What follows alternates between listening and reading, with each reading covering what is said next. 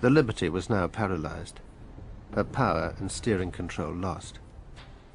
But her desperate SOS message had been picked up by the American 6th Fleet, 500 miles away off Crete. Retaliation was ordered for the attack.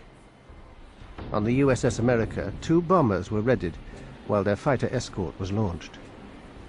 Those aircraft were brought forward, and I believe they were launched before we went into Condition November. Condition November meant that nuclear-armed A-4 bombers were to be used. Incredibly, the US was about to launch a nuclear strike against Egypt, the Liberty's presumed attacker. One of them was taxied forward to Cat 1, and it was it had like a shroud around the underside of the fuselage, and it had Marine guards escorting the A4. So that was a very unusual experience. I've never seen anything like that.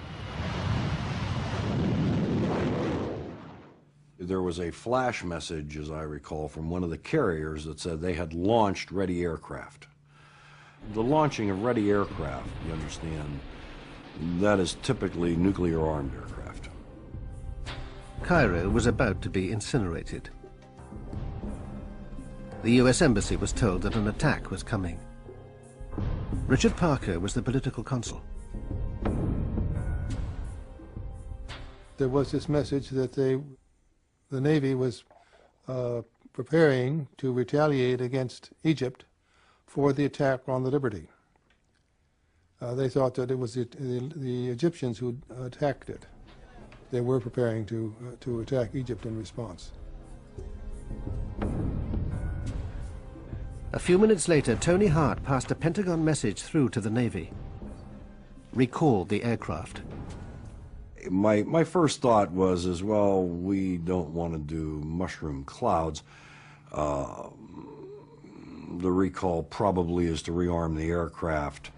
About 10 minutes later, the USS America and Washington were connected by voice link. The Defense Secretary himself came on the line. McNamara directed COM 6 Fleet to recall the aircraft, and COM 6 Fleet said, "Are you sure?" And he said, "Absolutely certain. Recall the aircraft." The attack on the Liberty had triggered an extraordinary response. Nuclear-armed planes had been on their way to Cairo. A nuclear strike had been minutes away and had only just been averted. But it seems McNamara was also unwilling to send aircraft directly to help the Liberty.